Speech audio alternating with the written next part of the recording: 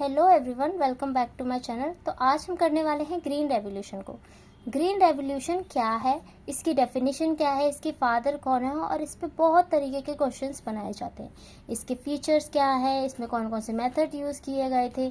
ठीक है, तो इस वीडियो में सब कुछ मैं आपको कवर करने वाली हूँ, तो यहाँ पे ध्यान से सुनिएगा बस। ग्रीन रेवोल्यूशन एक ऐसा टर्म है for a rapid increase in wheat rice production yield brought by the improved variety combined use of fertilizer in a developing countries। अब ये देखना, ये जो मैंने डेफिनेशन लिखी है अपने वर्ड्स में लिखी है, ठीक है। एक ऐसे सीक्वेंस में जो मैं समझाऊंगी वो याद रखना है आपने। हाईलाइट कर दिया था मैंने ताकि ये वर्ड्स आप याद रखो माइंड में, ठीक है। ये मैंने अपने उससे बनाई है ताकि इजीली आपको याद रहे। तो ये एक ऐसा टर्म है for a rapid increase. Green revolution, जैसे कि रेवोल्यूशन लाया गया green in the sense of agriculture field.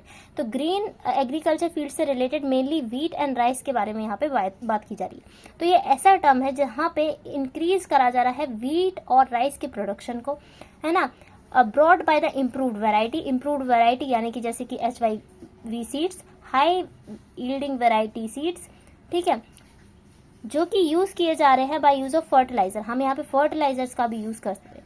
और ये जो ग्रीन रेवोल्यूशन है ये डेवलपिंग कंट्रीज में यहाँ पर सबसे पहले लाया गया था, ठीक है। जहाँ पे फूड की कमी हो रही होगी वहीं पे तो लाया जा रहा होगा। तो यहाँ पे डेवलपिंग कंट्रीज कह रहे हैं, जो डेवलप हो रही हैं कंट्रीज, ठीक है। जैसे कि अपनी इंडिया है ना, वो भी अभी डेवलपिंग कंट्री है। अब जैसे कि यहाँ पर ये वर्ल्ड में यहाँ पे नॉर्मन बोर्न लोग जो थे, इन्होंने सबसे पहले इसके बारे में बात करी, ठीक है। तो इनको यहाँ पे कहा जाता है फादर ऑफ ग्रीन रेवोल्यूशन।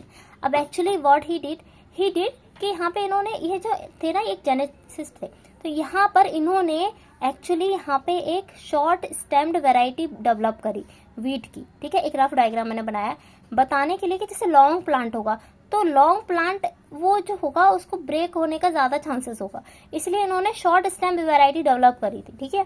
तो यहाँ पर इस तरीके से इन्होंने यहाँ पे ग्रीन रेवोल्यूशन के बारे में कुछ ना कुछ कंट्रीब्यूशंस दिए थे। इंडिया में यहाँ पे MS स्वामीनाथन जो थे वो हैं father of the green revolution, ठीक है। ये क्वेश्चन आता है 1 मार्क्स में। अब इंडिया में ग्रीन रेवोल्यूशन जो आया था वो आया कब था, 1965 में, ठीक है। फिर इसको इम्प्लीमेंट किया था 1967 से 1978 तक, ठीक है।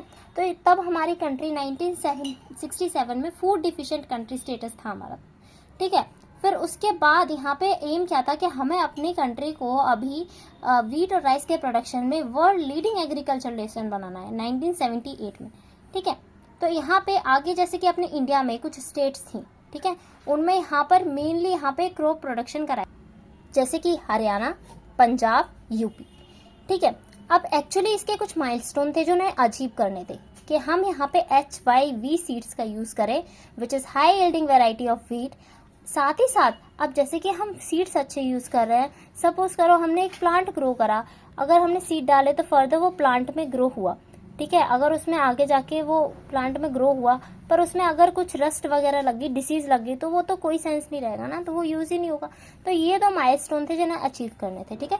रस्ट रेजिस्टेंट स्ट्रेन भी इन्हें डेवलप करनी थी to increase the green revolution. मतलब कि कुछ इसके एस्पेक्ट थे कि इस तरीके से हम अपने ग्रीन रेवोल्यूशन को इंक्रीज कर सकते हैं। हम यहाँ पे HYV सीड्स का यूज कर सकते हैं, साथ ही साथ यहाँ पे ट्रैक्टर्स वगैरह, यानी कि मैं कह सकती हूँ कि मैकेनाइजेशन ऑफ एग्रीकल्चर, ठीक है। बहुत सारे ऐसे टूल्स आ गए हैं जो एग्रीकल्चर फील्ड में हमें यूज करने चाहिए, ठीक है। इरिगेशन फैसिलिटीज, साथ ही साथ पेस्टिसाइड्स यानी कि केमिकल फर्टिलाइजर्स का भी हमें यूज करना होता है, ठीक है। फर्टिलाइजर्स, पेस्टिसाइड्स, ये सारी चीजें हमें यूज करनी होगी ताकि हमारा ग्रीन रेवोल्यूशन अच्छे से आगे बढ़े। और कुछ मेथड्स हैं इस ग्रीन रेवोल्यूशन के, वो मेनली फोकस करते हैं 3 बेसिक एलिमेंट्स पे, ठीक है। जैसे कि HY सीड हमने लगा दिया है और double cropping in the farmland, ठीक है। डबल क्रॉपिंग करनी है, जैसे कि एक प्लांट लगा दिया है तो उसके रिलेटिव ही हम दूसरा प्लांट ग्रो कर सकते हैं, ठीक है। तो इससे क्या होगा कि उसको इनहेंसमेंट भी मिलेगी, ठीक है, double cropping. Continue expansion of the farming areas, तो इसको ग्रीन रेवोल्यूशन को अगर हमें आगे करना भी है तो आगे जाके हमें यहाँ पर अगर इसको और ज्यादा स्केल पे करना है तो यहाँ पे हम एरिया भी चाहिए होगा, तो एक्सपेंशन भी हो रहा होगा फार्मिंग एरियाज का, ठीक है। अब मैंने आपको बताया कि यहाँ पे ऐसा जरूरी नहीं है, स्टार्टिंग में हमने व्हीट और राइस के बारे में प्रोडक्शन करी, लेकिन आगे जाके हमने 5 क्रॉप्स पे यहाँ पे मेनली एम्फसाइज करा। तो इस पे क्वेश्चन बनता है ठीक है, wheat, rice, bajra, jowar and मेज। ठीक है बच्चे, ये 4 याद रख लेते हैं, मेज को भूल जाते हैं, ऐसा हुआ है। तो यहाँ पे आपको ये याद रखना है, wheat, rice, bajra, jowar and मेज। अब ग्रीन रेवोल्यूशन के कुछ फीचर्स है। सबसे पहले हमने इंट्रोडक्शन किया, किसका इंट्रोड्यूस्ड किया, HYV सीड्स को। इसको याद ही रख लेना है, बहुत बार यूज हो रहा है। तो अब यहाँ पे HYV सीड हम यूज कर रहे हैं, तो उसको यहाँ पे ग्रो करने के लिए उसको एक अच्छी सी इरिगेशन फैसिलिटीज चाहिए, उसको एक बेटर इंफ्रास्ट्रक्चर का जगह चाहिए। जब हमने पहली बार ग्रीन रेवोल्यूशन किया था ना, तो हमें बेटर, जब हम कुछ कर रहे होंगे तो वहाँ पे इरिगेशन फैसिलिटीज भी अच्छी हो। अगर हम HYV सीड यूज भी कर रहे हैं तो उसको अच्छा प्रॉपर एरिया मिले, ताकि ये सारी चीजें वेस्ट ना जाए, हमारे सीड वेस्ट ना जाए। तो यहाँ पे रिच एग्रीकल्चर फैसिलिटीज हो, जहाँ पे बेटर इंफ्रास्ट्रक्चर हो। तो स्टार्टिंग में हमने यहाँ पे तमिलनाडु और पंजाब स्टेट चूज करी थी, तो उसमें हमने ग्रीन रेवोल्यूशन फिर किया था। फिर सेकेंड फेज ग्रीन रेवोल्यूशन में आया कि उसमें हमने HYV सीड को other than wheat, other than इसके अलावा भी क्रॉप हमने यूज करे, राइस वगैरह, देन अलग अलग वेराइटी यूज करा। ठीक है, और डिफरेंट स्टेट में यूज करा। जैसे इनिशियल हमने तमिलनाडु पंजाब में करा, अब फिर हमने आगे अलग अलग जगह पे करा। ठीक है, और यहाँ पे हमने कमर्शियल क्रॉप और कैश क्रॉप को नहीं प्लान किया था। ठीक है, कमर्शियल क्रॉप भी होते हैं और कैश क्रॉप क्या होते हैं, जैसे कि हमारे पास कॉटन हो गया, जूट हो गया, ये सारे कैश क्रॉप होते हैं। तो ये ऐसा कुछ नहीं था कि इनको हमें ऐसा एक्सपेंड करना था, हमें मेनली उस पर जो ग्रेन जो हमें फूड देते हो उन पे मेनली इम्फेसाइज करना था। For increase productivity of a green revolution, increase availability, मतलब हमें ये करना है कि अगर हमें प्रोडक्टिविटी अच्छी करनी है, ठीक है, तो हमें फर्टिलाइजर और वीडीसाइड का यूज करना पड़ेगा। ठीक है, क्यों? क्योंकि यहाँ पर अगर हम यूज नहीं करेंगे तो कुछ इंसेक्ट्स वगैरह उसको डिस्ट्रॉय कर देंगे हमारे एग्रीकल्चरल क्रॉप को। ठीक है, अब यहाँ पे साथ ही साथ हमने ग्रीन रेवोल्यूशन से क्या हुआ कि हमने यहाँ पे इरिगेशन फैसिलिटीज आई। ठीक है, फिर हमने देखा कि किस तरीके से यहाँ पर हम इनको यूज कर रहे हैं, अलग अलग क्रॉप्स लगा रहे हैं, अलग अलग स्टेट में लगा रहे हैं, है ना। हम किस तरीके से फर्टिलाइजर यूज कर रहे हैं, हम साथ ही साथ मशीनरी और टेक्नोलॉजी भी यूज कर रहे हैं। ठीक है, अभी हमने एक पॉइंट देखा था, मैकेनाइजेशन ऑफ टूल्स देख रहे थे ना हम, किस तरीके से ट्रैक्टर्स वगैरह यूज हो रहे हैं। तो इस तरीके से जो एग्रीकल्चर फील्ड में यूज होते हैं उसको हम यहाँ पे प्रमोट कर रहे हैं। कुछ इम्पैक्ट भी हैं इसके।